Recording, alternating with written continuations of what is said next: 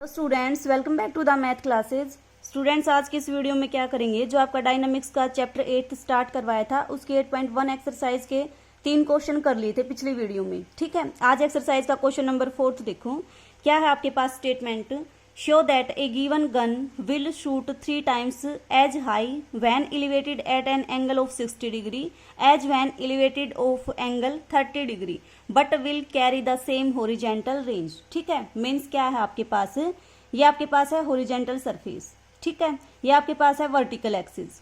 यहां से आपने क्या किया, एक गन से शूट किया। अगर आप 30 डिग्री से उसको शूट करते हो तो देखो आपके पास क्या होगा, कुछ इस तरह से शेप बनेगी। जब भी आप गन से शेप करोगे तो आपके पास क्या करेगा, वो इस तरह से जाएगा। कुछ वेलोसिटी मान लिया आपने, यू वेलोसिटी से आपने क्या किया है, शूट किया है। तो देखो आपके पास ये प्रोजेक्शन वाला केस ही तो बन गया कि इसने यू वेलोसिटी से आपने क्या किया है, गन को शूट किया है। और आपके पास कितने एंगल से किया है, 30 डिग्री से। दूसरा आपने क्या किया, दूसरा आपने किया है 60 डिग्री से शूट। तो देखो 60 डिग्री से करोगे तो ये क्या कह रहा है कि जो हाइट आएगी वो इसका कितनी आएगी, 3 times आएगी। मीन्स आपके पास जब इसको 60 डिग्री से आप शूट करोगे तो जो ये हाइट आएगी और जो 30 डिग्री से शूट करोगे जो हाइट आएगी वो इसका क्या होगी, 3 times होगी। मतलब 3 गुना ज्यादा शूट होगा आपके पास वो। ठीक है, और दूसरा आपको क्या प्रूव करना है, and will carry same horizontal range. और जो आपके पास हॉरिजेंटल रेंज आएगी वो क्या आएगी, आपकी सेम आएगी। मीन्स एक गन से आपने शूट किया, 30 डिग्री से शूट करोगे तो आपके पास ये वाली हाइट अटेन होगी। 60 डिग्री से उसको अगर शूट करोगे तो आपके पास इसकी 3 गुना हाइट अटेन होगी। और आपके पास जो हॉरिजेंटल रेंज आएगी दोनों केस में वो क्या आएगी, आपकी सेम आएगी। आपको ये प्रूव करना है। ठीक है, तो आपने मान लिया लेट, यह हाइट आपने क्या मान ली, this is equal to h1, और इस हाइट को आपने क्या मान लिया, h2 मान लिया। ठीक है, देखो इसका solution, let h1 and h2 be the height. आपने क्या मान लिया कि आपके पास जो h1 और h2 है वो हाइट है when u is carrying projection. आपने क्या मान लिया, h1 और h2 दो हाइट मान ली। जब u वेलोसिटी से आपने क्या किया, पार्टिकल को प्रोजेक्ट किया। एंड एंगल्स कितना मान लिया आपने, प्रोजेक्शन एंगल कितना मान लिया आपने। h1 तो कब है, जब आपके पास एंगल ऑफ प्रोजेक्शन कितना है, 30 डिग्री। h2 हाइट आपने कब मान ली, जब आपके पास एंगल ऑफ प्रोजेक्शन कितना है आपका, 60 डिग्री। ठीक है, अब आपको क्या प्रूव करना है, h1 क्या होगा आपके पास, 3 times होगा h2 का।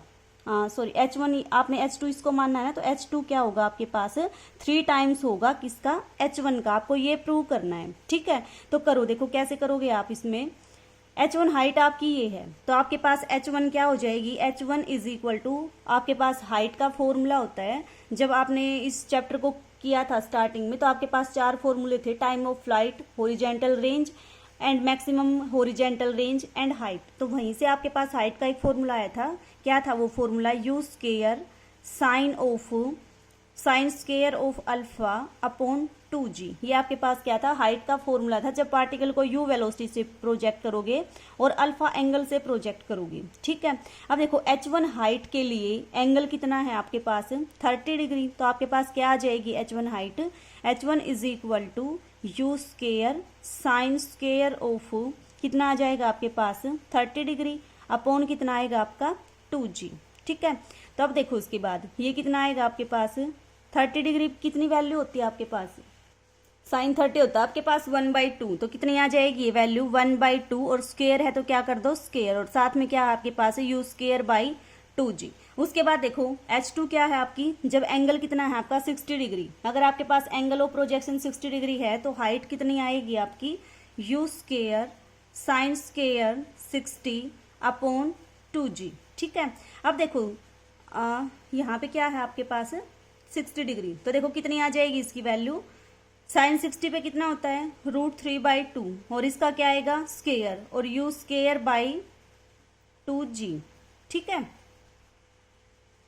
अब क्या करो, दोनों को डिवाइड कर दो। इसको मान लो इक्वेशन नंबर 1, इसको मान लो इक्वेशन नंबर 2। दोनों को डिवाइड करोगे तो आपके पास क्या आएगा, h2 by h1, this is equal to कितना आएगा आपके पास, 1/2 square u square by 2g upon कितना आएगा आपके पास, √3/2 का होल स्केयर, और ये कितना आएगा आपके पास, यू स्केयर बाई 2g। ये आपके पास दोनों कैंसिल हो जाएंगे, कितना आ जाएगा, 4 से आपका 4 कैंसिल हो जाएगा, कितना आएगा आपके पास 1/3, 1/3 आ गया। तो देखो अब कितना आएगा ये आपका, ये आपके पास आएगा, देखो h2/h1 किया है तो h2 के साथ तो क्या है आपका √3/2 और h1 के साथ कितना है आपका 1/2, ये उल्टा लिखा गया, यहाँ पे क्या आएगा h1 और यहाँ पे क्या आएगा आपके पास h2 आएगा। तो देखो इसको जब सोल्व करोगे तो कितना आएगा, क्रॉस मल्टीप्लाई कर दो, this implies h1/h2 this is equal to 1/3। जब मल्टीप्लाई करोगे तो आपके पास कितना आएगा h2 is equal to 3 times of h1। और यही आपको देखो प्रूव करना था कि जो आपके पास h2 हाइट है वो h1 की कितनी है आपकी 3 टाइम्स। ठीक है, तो ये तो हमने क्या निकाल दी, हाइट। हाइट आपके पास क्या आएगी, तिगुनी आएगी इसकी। अब उसके बाद देखो क्या आएगा, and will carry the same horizontal range. आपको ये प्रूव करना है कि जो होरिजेंटल रेंज आएगी दोनों केस में वो क्या आएगी आपकी सेम आएगी। अब इसको प्रूव करेंगे, देखो क्या कैसे करोगे। अगर आपके पास u वेलोसिटी है, अल्फा होरिजेंटल एंगल है, एंगल ऑफ प्रोजेक्शन, तो आपके पास जो रेंज आएगी उसका फॉर्मूला क्या होगा आपके पास, आपने मान लिया इस केस में जब 30 डिग्री से प्रोजेक्ट करोगे तो आपके पास रेंज r1 है, और जब आप 60 डिग्री से इसको अगर प्रोजेक्ट करोगे तो आपने रेंज मान ली इसकी r2। तो आपके पास r1 कितना आ जाएगा, r1 इज इक्वल टू, इसका फॉर्मूला होता है आपका you square sine of 2 alpha upon कितना होता है आपका g, और r2 क्या मान लिया आपने, r2 इज इक्वल टू, ये आपका फॉर्मूला होता है you square sine of 2 alpha by g। ठीक है, तो देखो कैसे करोगे इसको। r1 रेंज कब मानी है, जब आपके पास एंगल कितना है आपका 30 डिग्री। r2 रेंज कब मानी है, जब आपने एंगल कितना है आपके पास 60 डिग्री। कर दो इनकी वैल्यू पुट, कितना आएगा आपके पास r1 is equal to u square sine of 2 alpha 1 करोगे तो कितना आ जाएगा आपके पास 60 डिग्री आएगा, और अपॉन कितना आएगा आपके पास g। अब देखो यहाँ से r2 कितना आएगा, r2 इज इक्वल टू, ये आपका आएगा you square sine of 60 degree का 2 टाइम्स करोगे तो कितना आएगा 120 अपॉन g। ठीक है, अब देखो उसके बाद क्या आएगा आपका, ये आपके पास r1 निकालो, r1 कितना आएगा आपके पास, साइन 60 डिग्री कितना होता है √3/2, तो आपके पास आएगा √3/2 यू स्क्वायर बाई जी। यहाँ से r2 कितना आ जाएगा, r2 इज इक्वल टू, अब देखो साइन कितना है आपका 120 डिग्री, साइन 120 डिग्री को आप ये लिख सकते हो ना साइन ऑफ 180 माइनस 60, क्योंकि 180 माइनस 60 करोगे तो कितना आएगा 120 आएगा। अब साइन पाई माइनस थीटा क्या होता है आपके पास, साइन थीटा, यानी कि साइन 60 डिग्री, तो आपके पास ये आ जाएगा u square sine of 60 degree upon ji.